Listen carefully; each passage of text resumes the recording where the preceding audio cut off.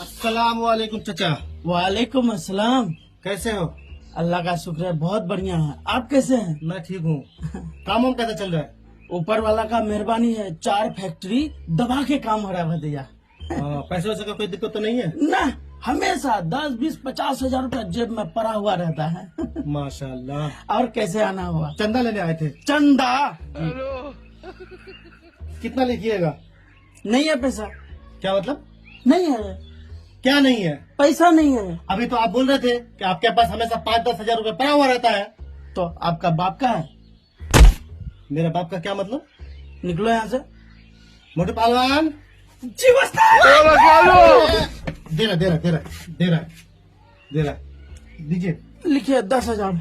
25,000 लिखेंगे। हाँ, 25,000 ही लिखिए।